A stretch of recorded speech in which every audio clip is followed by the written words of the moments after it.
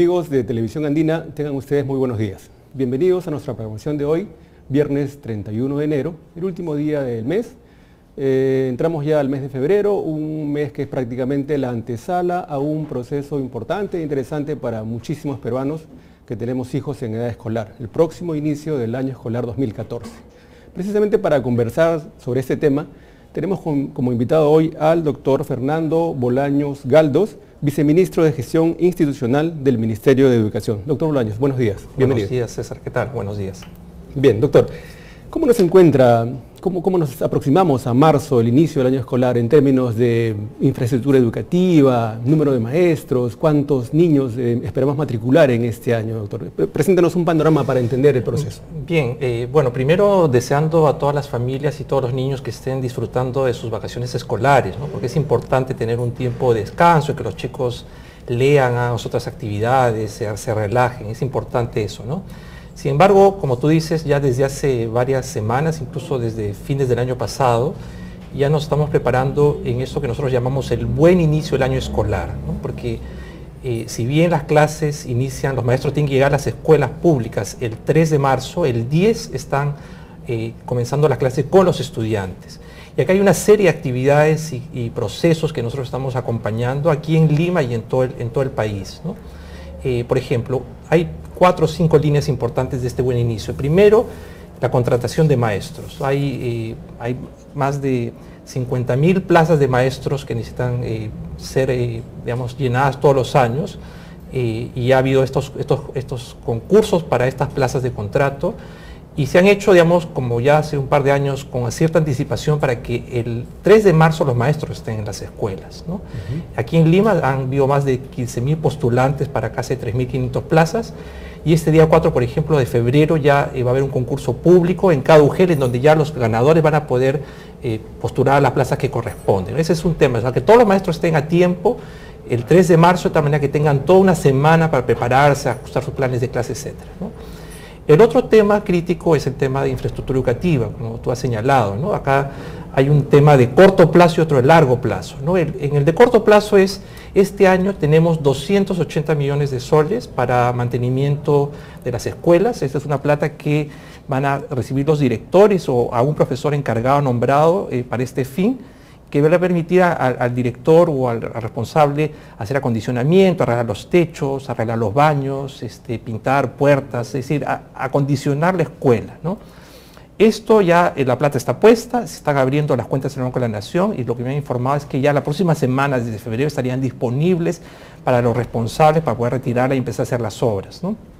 Hemos ampliado el espacio del tiempo porque, a diferencia del año 2012, que es la última vez que se hizo, nos dimos cuenta que en algunos sitios pues está lloviendo, ¿no? Y todavía hay una serie de problemas así, no se pueden todavía hacer las obras en la escuela, ¿no?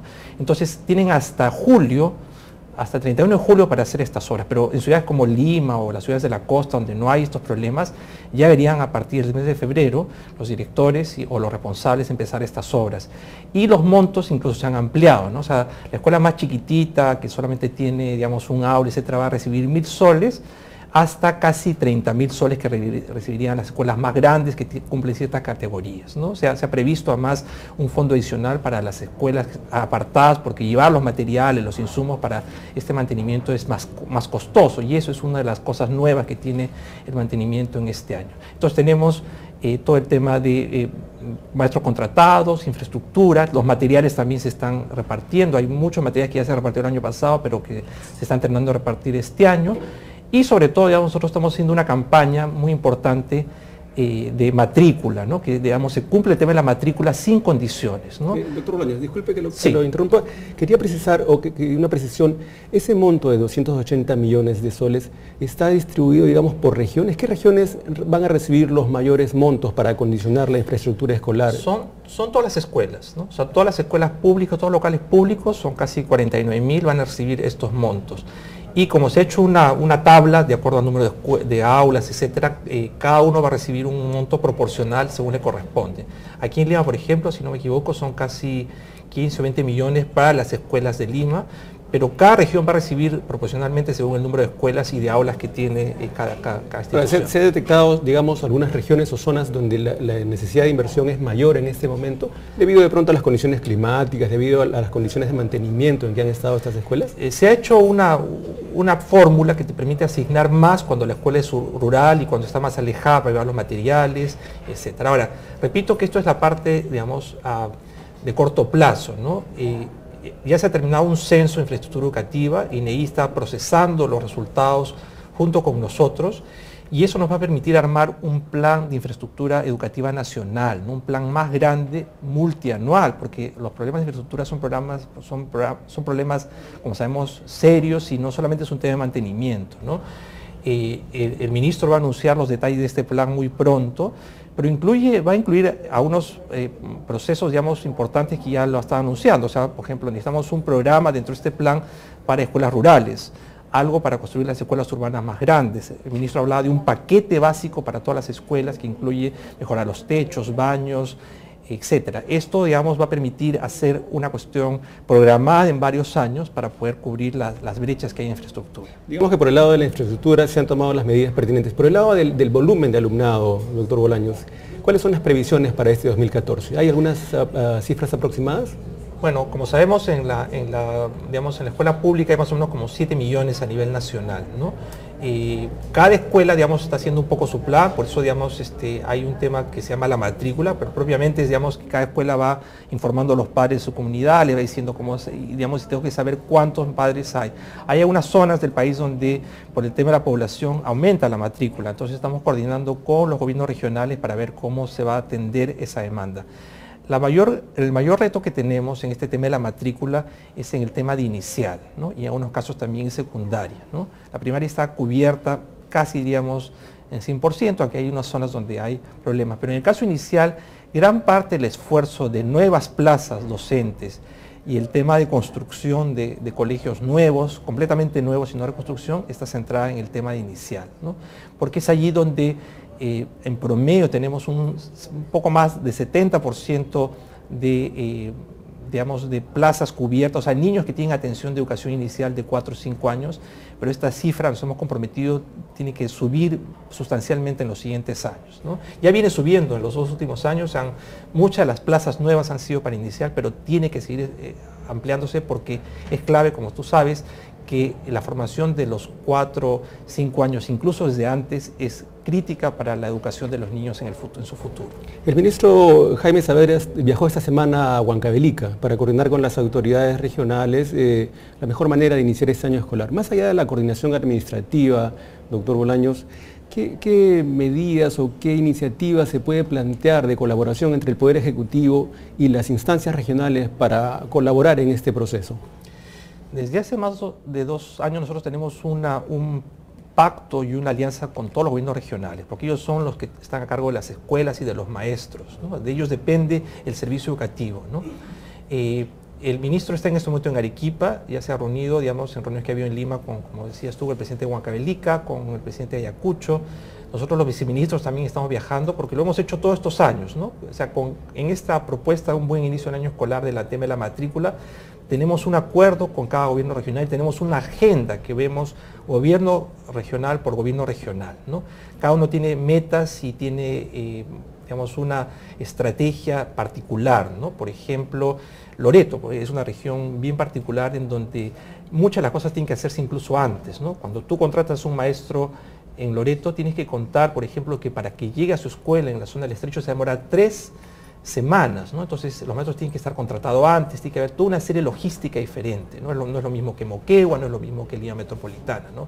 Entonces, con cada gobierno regional, en estos días justamente hay estas reuniones de unos comités que tenemos y estamos viendo qué se está haciendo y qué se va a hacer. Este año hemos introducido además un elemento importante, ¿no? Hemos creado una serie que llamamos compromisos de gestión, en lo cual el gobierno regional se compromete a una serie de cosas, entre ellas, por ejemplo, contratar digamos, el presupuesto para llevar los materiales del OGEL a las escuelas, en contratar a los maestros a tiempo y poder pagarles a tiempo, una serie de cosas que los gobiernos regionales se han comprometido, a cambio del cual nosotros hemos puesto varios millones en la ley de presupuesto que nos va a permitir darles un incentivo particular a estas regiones que cumplen estos acuerdos de gestión. Estamos conversando con el ministro Fernando Bolaños, viceministro de Gestión Institucional del Ministerio de Educación, y queríamos plantearle un tema, doctor Bolaños. Sí. Se dijo hace poquito que la lista escolar no debería superar los 50 soles. La lista de útiles es siempre un dolor de cabeza para todos los padres de familia. Hay libros que una sola unidad sobrepasan los 90 soles. ¿Cómo así es que se está apuntando a este objetivo de que las listas no superen esa cantidad que para muchas familias en realidad es inmanejable? Bueno, hay un tema que es el tema de los colegios privados, ¿no? Que con toda claridad hemos dicho que el Ministerio también es responsable de la educación de todos los niños del Perú, todos los estudiantes, ¿no? Ahora, en el caso de los colegios privados, hay que entender que hay una ley de centros educativos privados y que señala, digamos, que todos los colegios privados tienen la obligación de informar con claridad a los padres cuáles son las condiciones del servicio educativo que brindan, ¿no? Es más, esto debe ser incluso el año escolar, el año que termine, es decir, en diciembre, y es decir, este va a ser lo que yo voy a cobrar en pensiones, en matrículas, estas son las cosas que yo voy a exigir, de tal manera que el padre sabe, digamos, que el colegio le va a exigir una serie de cosas. En los casos públicos, los materiales, los cuadernos de trabajo son gratuitos, ¿no? Es decir, digamos, acá no hay cobros específicos, hay un cobro por APAFA que no puede superar los 57 soles, porque está basado en la unidad impositiva tributaria, ¿no? Pero en el caso de los privados, sí vemos que hay este tipo de prácticas, ¿no? Entonces, Indecopi está haciendo un seguimiento. Ayer el ministro se ha reunido con el presidente de Indecopi, estamos viendo cómo estamos trabajando en conjunto para fiscalizar a los colegios privados, para que no haya abusos. Hay una ley de textos escolares que exige que el colegio no pueda escoger arbitrariamente qué textos usa, sino que tiene que tener una terna y tiene que presentarlo también a representantes de los padres y decir, bueno, entre estos textos que existen, digamos, posibles, cuál puede ser mejor y que se den las categorías y los criterios para poder seleccionarlo, ¿no? Ahora, obviamente, los colegios privados, digamos, tienen un régimen distinto que los públicos, ¿no? Y ahí lo que se pide es, pues, que no hay abusos, obviamente, ¿no? Es decir, que no aumente excesivamente las pensiones, pues que no se cogen, como dice usted, digamos, los textos más caros, ¿no? Y, por supuesto, está absolutamente prohibido que le pidan, por ejemplo, al padre de familia, cuando en esta lista de USLIS, que lo tiene que traer todos el primer día de clases, porque le piden, pues, hojas, plastilina, toda una serie de cosas. Bueno, eso va a ser usado a lo largo de todo el año. Es decir, yo traigo algo para los primeros 2 meses y después traigo lo siguiente, etc. Entonces, no se puede abusar en ese sentido y, por supuesto, las líneas de Indecopi y las líneas del Ministerio, también el correo que tiene el Ministerio, pero también las UGEL están abiertas para recibir ese tipo de denuncias, ¿no? Pero en cuanto a material educativo que va a distribuir el Ministerio de Educación, ¿qué es lo que va a entregar este año? En volúmenes, digamos, ¿no? ¿Qué es lo que está previsto? Digamos, el Ministerio entrega todos los años, sobre todo en inicial y en primaria, una cosa que se llama cuadernos de trabajo, ¿no? Que son justamente estos cuadernos en que el niño escribe, llena, corta, pega, ¿no? Esto es fungible porque significa que todos los años hay que entregarlo porque el niño lo usa y se acaba y se va entregando, ¿no? Eso entregamos en inicial y en primaria. Se entrega también textos, digamos, de varias de las áreas, de comunicación, de matemáticas, de ciencia ambiente, de personal social. Se entregan estos, pero estos cuadernos de trabajo, estos textos tienen una duración de 3 años, ¿no? En cada 3 años se van renovando, ¿no? Entonces hay un cronograma muy organizado en que, digamos, todos los años, por ejemplo, los textos de primaria ya se entregaron el año anterior, entonces, digamos, este año no vamos a entregar textos porque ya están del año pasado. Este año se van a entregar varios millones de soles, me parece que son más de 120 millones de soles en textos de secundaria, ¿no? Unos textos se han entregado el año pasado, ya se están repartiendo y otros se van a entregar este año. Además de eso, el Ministerio entrega, pues, materiales para laboratorio, ¿no? Otros insumos que se utilizan en la escuela, y tenemos la intención este año de entregar también bibliotecas de aula, ¿no? Esa es una cosa muy importante, sobre todo en primaria, no que tengan los libros, digamos, en una biblioteca cuando existe ahí guardados, sino que en la propia aula estén los textos literarios, y esto permita de alguna manera que los chicos entren, cojan, los vean, los lean, ¿no? Ahí, digamos, hemos hecho una alianza, por ejemplo, con varias instituciones o autores que nos han donado los derechos de autor, con lo cual ha sido mucho más fácil impresión, reimpresión de varios miles de estos textos para entregar en bibliotecas de aula. ¿Todo ese material va a estar disponible para los estudiantes el primer día útil de marzo? Algunos se han repartido, como repito, desde el año pasado y otros van a seguir repartiéndose en los primeros meses, ¿no? Doctor Bolaños, hablemos de la calidad del docente peruano. Cada vez que se hace un diagnóstico, un análisis de la situación del sector, buena parte de la responsabilidad es achacada a la calidad del docente peruano. Ha habido esfuerzos desde el Estado por mejorar este desempeño. ¿Cómo estamos? ¿Cómo podemos garantizar a los padres de familia de que ya estamos llegando a un nivel óptimo en este campo? Bueno, este es un tema, digamos, que hay que hacerlo por etapas y por fases, ¿no? La apuesta de este gobierno ha sido, en primer lugar, como saben ustedes, tener una única ley de carrera, es decir, que los maestros están ahora todos en una sola carrera, no hay diferencias, distinciones. Esta carrera lo que permite, digamos, es que todos los maestros tengan un régimen salarial único y que a lo largo de los años va a ir mejorando en la medida que se van implementando, como sabemos, por ejemplo, a partir de este año, asignaciones especiales a los profesores que trabajan en la zona rural, en la zona de emergencia, en la zona de frontera, los que son directores. O sea, hay toda una serie de medidas de implementación año por año en el tema salarial. Pero además de eso, el Ministerio se comprometió con un plan que se ha llamado el Plan Perú Maestro, que incluye una serie de elementos para mejorar a los maestros, ¿no? Y mejorar la calidad de su trabajo. Una es obviamente las capacitaciones, ¿no? Hay todo un paquete de capacitaciones. Aquí en Lima, por ejemplo, ya la Dirección Regional ha anunciado hay 18.000 maestros que están capacitándose en estos momentos en diversos cursos y programas. Hay programas presenciales, hay programas en línea, hay toda una serie, un paquete muy grande también de especializaciones. Y además de eso estamos lanzando unos programas especiales con becas, ¿no? El PRONAVEC, quien tiene a cargo beca 18 para sus estudiantes, también tiene programas especiales para maestros. Hace unos días se acaban de ir un grupo de 300 maestros, los mejores de las regiones que sacaron porcentajes más altos en la prueba de evaluación censal, o sea, profesores de Tacna, de Moquegua, de Lima, ¿no? Se han ido a España a una pasantía de 5 semanas para entrenarse en prácticas importantes. Y aquí en Lima está comenzando también un programa para casi 1.800 maestros, también de inicial en una serie de pasantías o cursos, digamos, cortos en varias universidades, ¿no? Entonces, sí hay un paquete más importante para estos, y estamos lanzando además también un programa de maestría para maestros de 2 años en las universidades, en las mejores universidades aquí en Lima, pero a diferencia de muchos profesores que hacen un esfuerzo que pues tienen que ir trabajando, estudiando al mismo tiempo, esta va a ser una maestría a tiempo completo, ¿no? Interesante. Es decir, que se le va a dar al maestro una subvención para que él pueda con eso mantenerse, va a tener una licencia, digamos, de su trabajo, que le va a permitir seguir recibiendo su sueldo, pero además va a tener una subvención que le va a permitir venirse aquí a Lima, estudiar mañana y tarde, un programa muy exigente que nos permita tener un grupo de docentes con maestrías en universidades como Católica, Cayetano Heredia, otras, digamos, bueno, no estoy hablando concretamente de eso, sino se ha lanzado, digamos, un concurso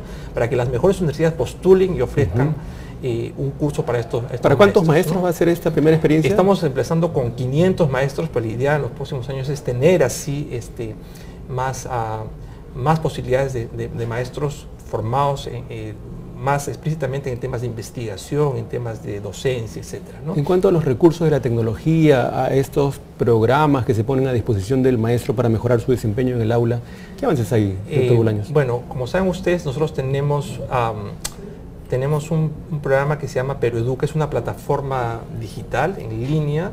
Ya tenemos casi más de 80.000, casi 100.000 maestros inscritos en PeruEduca, y aquí se ofrece, digamos, una serie de videos, de servicios, de recursos educativos que los profesores pueden usar. Nosotros pensamos que todavía falta, digamos, muchas zonas que los maestros tengan acceso a digamos, internet, etcétera, ¿no? Pero igual el tema de las tecnologías tenemos que usarlas cada vez más en adelante, ¿no? Pues no podemos tener a los maestros a veces reunidos o formados, pero las redes sociales, internet, etcétera, nos va a permitir tener buenos maestros conectados entre sí, compartiendo sus planes de clase, compartiendo cuáles son las mejores prácticas docentes, ¿no? Esto ha funcionado en varios sitios, y esta idea de usar la internet y usar las tecnologías nos parece una cosa muy potente que va a permitir también formar. Entonces, con esto lo que digo es, sí, es verdad, hay todavía muchos maestros que todavía de repente están digamos, en un nivel no muy apropiado para lo que el Perú espera y necesita, ¿no? Pero también sabemos que hay muchos maestros muy comprometidos y que trabajan todos los días con mucha creatividad y los estamos premiando, los estamos reconociendo, ¿no?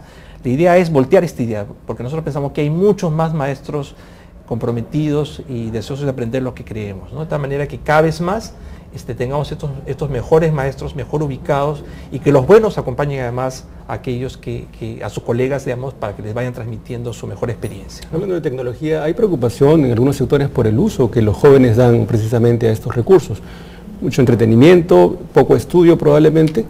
Había un refrán, usted es un funcionario joven, pero seguramente lo ha escuchado, de lo que venía de nuestros abuelos y nuestros padres: el que estudia triunfa. ¿Ese refrán tiene vigencia todavía, doctor Bolaños? Hay muchos jóvenes que ahora apuestan por alternativas, por ejemplo, como el fútbol, como una opción de, podría ser ascenso económico, ya no, digamos, social, pero como un camino. ¿Sigue vigente este refrán? Ciertamente que sí. Yo creo más en un país como emprendedor como el nuestro, ¿no? Es más, pensamos justamente en este tema ya, que la articulación entre educación básica y superior es mucho más necesario, ¿no? Prueba como esta que se ha comentado tanto como PISA señala que no bastan, digamos, una serie de conocimientos como para poder ser una persona con capacidades y abierta, digamos, a estos requerimientos del siglo XXI, ¿no? Se necesita una serie de competencias de capacidad crítica, análisis, trabajar en equipo, asertividad, etcétera, para ser exitoso. Es decir, no basta tener un cartón, no basta tener, digamos, una serie de cosas, sino hay que ver más. Ahora, lo que yo sí creo que es un reto de las tecnologías que tú planteabas para la escuela y para la educación, es que los maestros tienen que saber usar también las tecnologías, ¿no? Yo te pongo un ejemplo personal, ¿no?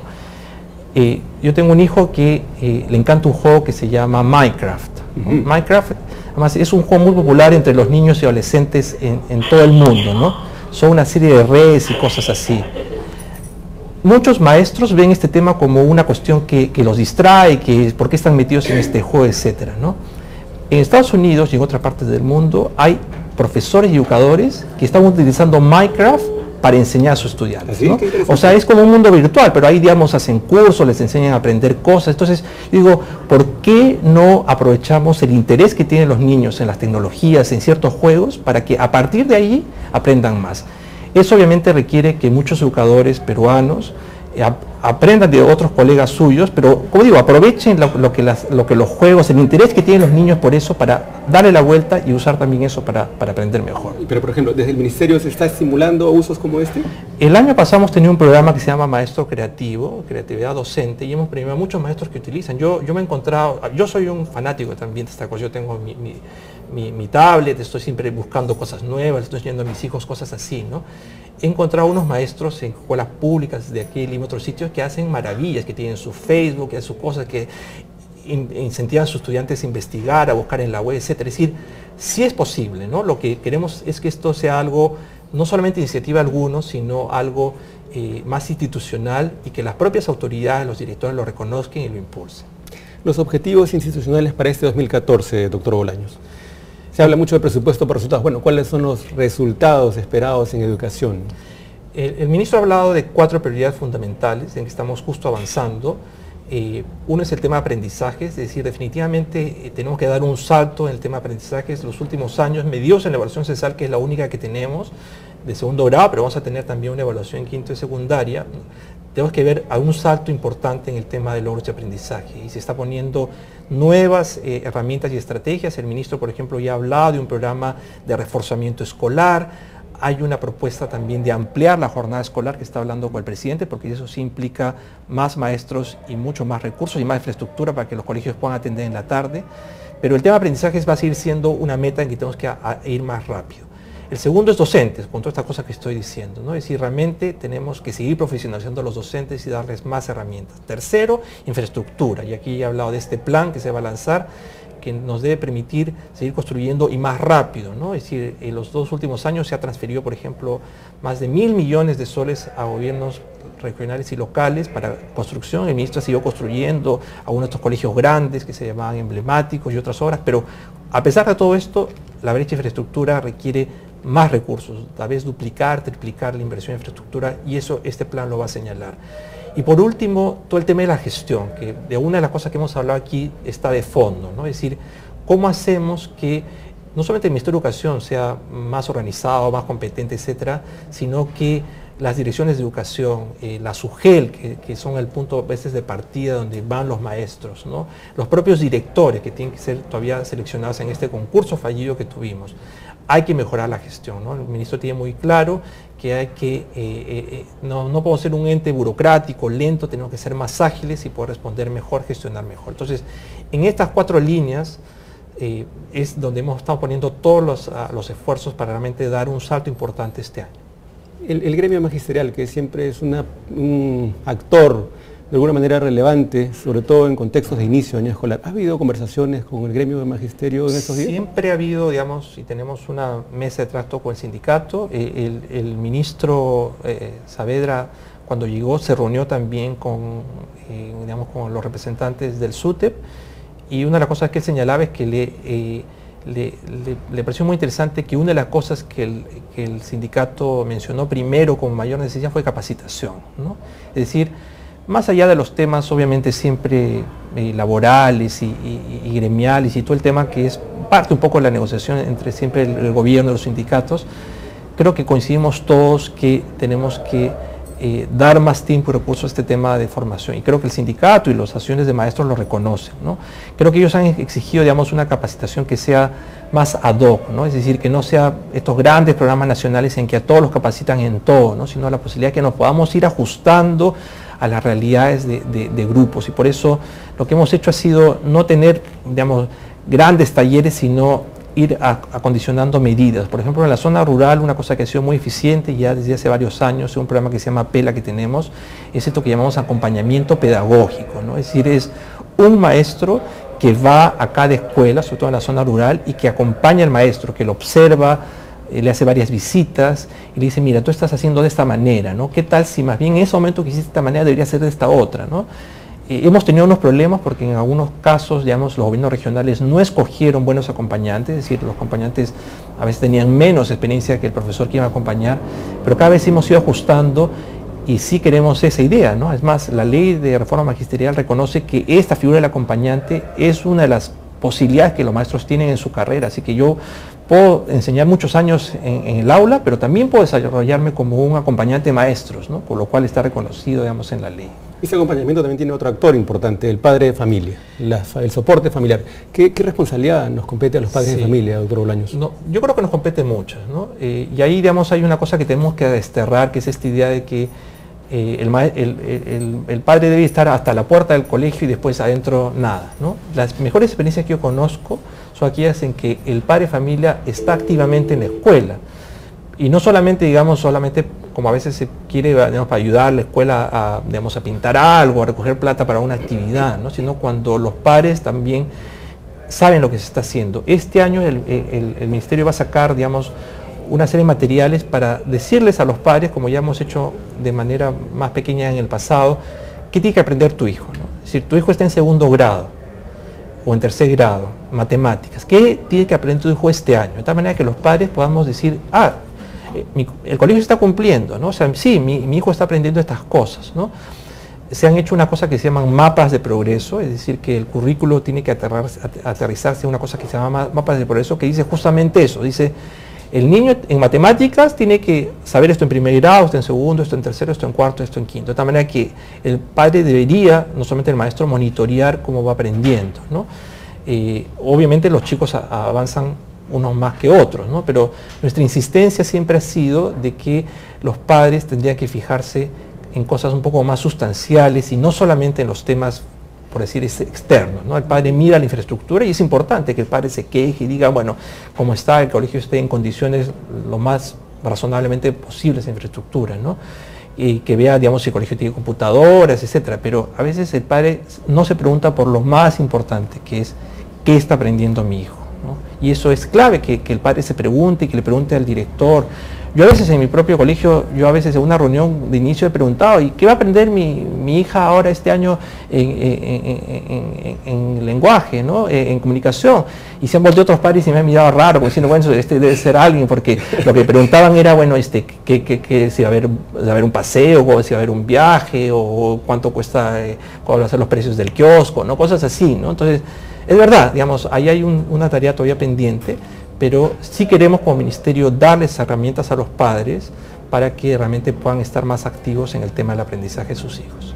Y por último, la responsabilidad del estudiante, ¿no? Los actores, el maestro, el padre de familia, el estudiante. ¿Qué responsabilidad Queremos avanzar hacia que los estudiantes, digamos, en esta lógica, este aprendizaje significativo sean sujetos de su aprendizaje, ¿no? Es decir, los niños tienen que ir cada vez desarrollando más autonomía, más proactividad, ¿no? Y eso pasa mucho por el maestro, pasa mucho por sus familias, ¿no? Yo conozco familias que a veces le hacen la tarea a sus hijos, ¿no? Porque, bueno, quieren que sus hijos salgan bien y, bueno, hay esta lógica a veces de competitividad, de salir en el tercio superior, etcétera, ¿no? Pero los padres les hacen daño a sus hijos cuando hacen eso, ¿no? Y también hacen daño a veces los colegios que siempre están mandando a los hijos a que tienen que hacer terapias o cosas así, ¿no? Es decir, necesitamos que los niños crezcan autónomos y que cada vez vayan acostumbrarse a seguir reglas, a tener una disciplina personal, que ellos hagan su tarea y organicen su tiempo, y que sean proactivos, que digan la verdad, que si se equivocan reconozcan el error y sigan adelante, ¿no? Y ahí el tema claro es trabajar con los mismos mensajes la familia y los maestros, ¿no? y el colegio, ¿no?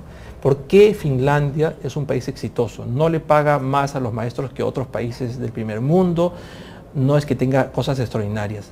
Finlandia, probablemente entre todas las cosas de la receta de Finlandia, es esta, es la relación cercanísima que hay entre los maestros y los padres de familia.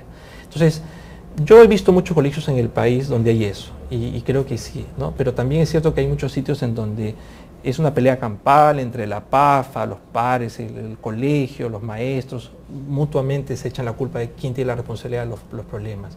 Deberíamos resolver eso y más bien avanzar juntos. Todos creo que queremos que nuestros hijos sean exitosos, proactivos, pero también aspiramos que sean felices, ¿no? Es decir, que vayan contentos al colegio, que sea una experiencia gratificante, interesante, que no esté un mal en el mundo en este momento, a veces incluso en países del primer mundo donde los niños se aburren en el colegio.